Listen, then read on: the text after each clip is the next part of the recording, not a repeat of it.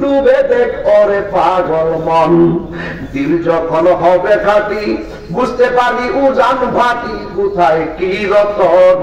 আছে সেই নদীর আছে সেই নদীর গভীরে, আছে সেই নদীর গভীরে আছে মানিকার রতন, সেথাই মানিকার রতন পীরের দিল দরিয়াই ডুবে দেখ ওরে পাগল মন। জোরে জোরে কি আল্লাহু আকবার বলা যাবে না? আমার নবী বলে আমার আল্লাহ আগুনে ফুলের বাগান বানিয়ে দিবি। আপনারা জবান খুলে কন আমার আল্লাহ আগুনকে ফুলের বাগান বানাইতে পারে কি পারে না? আমার নবী বলে ঈসা আলাইহিস সালাম আসবেন, ইমাম মাহদী আসবেন, দাজ্জালের পতন হবে, কিন্তু কিয়ামতের পূর্বে আরো কিছু আলামত আছে। এই জমিনের মধ্যে পাহাড় আছে না নাই? আরো জোরে কোন আছে না নাই? এখন বলবেন তাহিরি হুজুর এই পাহাড় গুলো আল্লাহ কেন বানাইছে? কিন্তু পাহাড় গুলাই তো মানুষ বাড়ি বানাইতে পারে না, পাহাড়ের মাঝে মানুষ জমিনে ফসল করতে পারে না। এই পাহাড় গুলো আল্লাহ কেন বানাইছে? অনর্থকে বড় বড় পাহাড় কেন বানাইছে? আরে ভাই ও সাত বিলার বাবা কেডা কইছে আমার আল্লাহ অনর্থক পাহাড় বানাইছে? না না, আল্লাহর কোরআন সাক্ষী দেয় ওয়াল জিবালা আওতাদা। আল্লাহ রাব্বুল আলামিন এই জমিনের মধ্যে যত পাহাড় বানাইছে জমিন যেন নাচানাচি করতে না পারে, অশান্ত জমিনকে পাহাড় দিয়ে আমার আল্লাহ পেরেক বানাইয়া শান্ত করে রেখেছে। এই জন্য জমিনটা নড়াচড়া করে না। যেমন করে সব মিলার টিনের ঘর বানতে গেলে টিনের নিচে কাঠ দেয়, আবার স্ক্রুপ দিয়া লাগাইয়া দেয়, বাতাসে যেন টিনটারে উড়াইয়া নিতে না পারে। আমার আল্লাহ এমন ভাবে পাহাড় গুলো দিয়া জমিনটারে পেরেক মারছে, এই জমিনটা যেন নড়াচড়া করতে না পারে। ও বন্ধুরে আমার আল্লাহ বলেন ওয়াতাকুনুল জিবালু কাল ইহনিল মাহফুজ।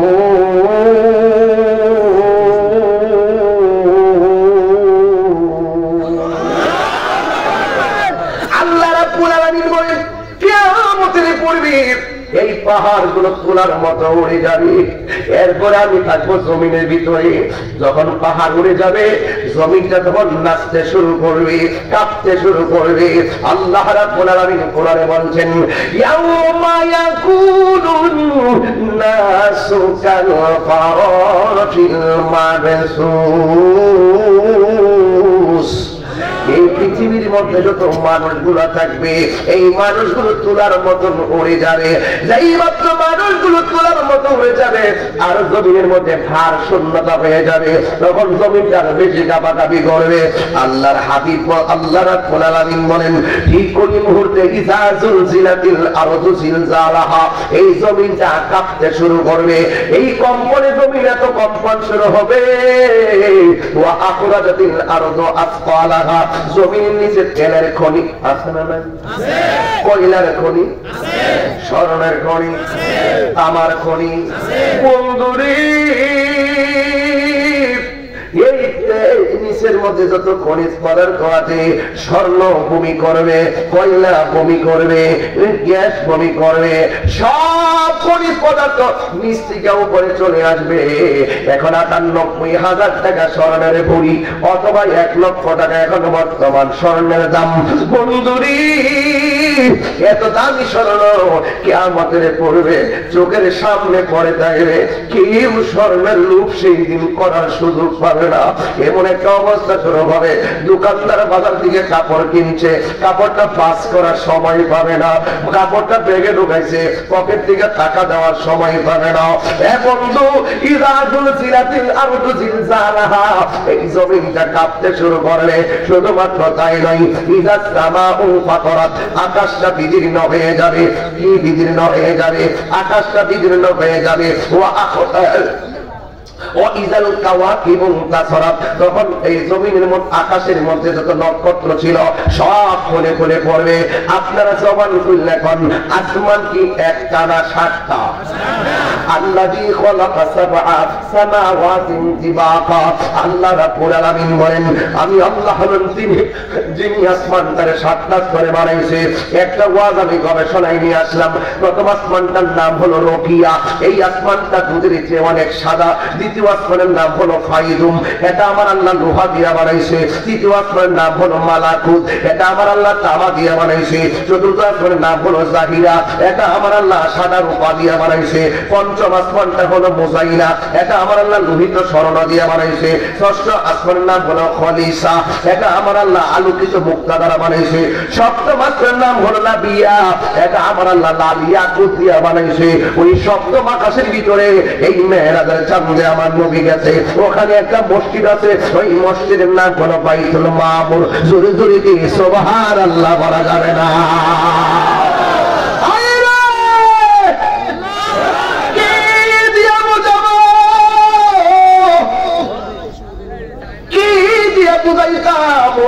শব্দ আর ফিরে ফেলাইছি।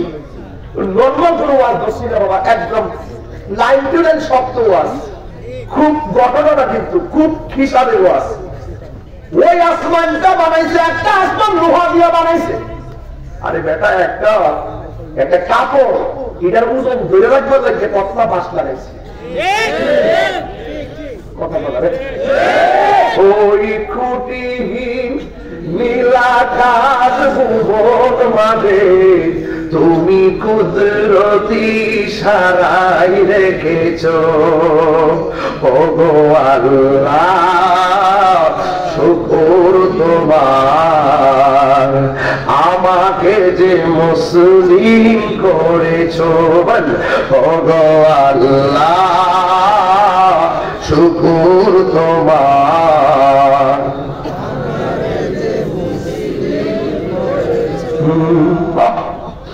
লোহার আসমান, স্বর্ণের আসমান, তামার আসমান, এত ভারী একটা আসমান আমার মালিকে বানাইছে। একটা খুঁটির ব্যবহার করে জমিনের উপরে আসমানটার নিচে বান্দা চলবে, কিন্তু আমার আল্লাহ খুঁটির ব্যবহার করে নাই। আল্লাহ বলে আমি আল্লাহ বান্দার সুন্দর করে চলাইবার জন্য এই ব্যবস্থা রাখছি। খুঁটি হলে চলতে অসুবিধা হবে, আমি আল্লাহ কোন ভাই এখন বলে সব বানায়া রাখছি। এত সুন্দর জমিন, এত সুন্দর আল্লাহর পছন্দের বান্দা, এত সুন্দর আসমান, সব শেষ হয়ে যাবে। চিৎকার মাইরাকে আল্লাহু আকবার বলা যাবে না।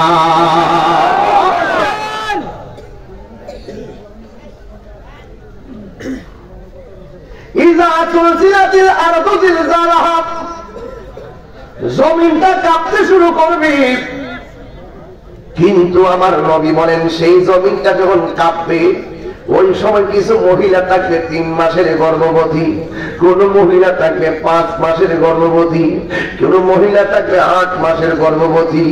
জমিনটা এমন একটা কাঁপনি দিব, 3 মাসের বাচ্চা ডেলিভারি হইয়া রক্তাক্ত হইয়া বের হয়ে যাবে, 8 মাসের বাচ্চা ডেলিভারি হইয়া বের হয়ে যাবে, 9 মাসের বাচ্চা ডেলিভারি হইয়া বের হয়ে যাবে।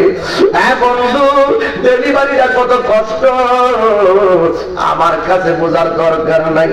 কোরআন হাদিস পড়িরা বুঝবেন না, ডাইরেক্ট আপনার মারে জিগাইবেন আম্মা গো ডেলিভারিটা কেমন লাগে।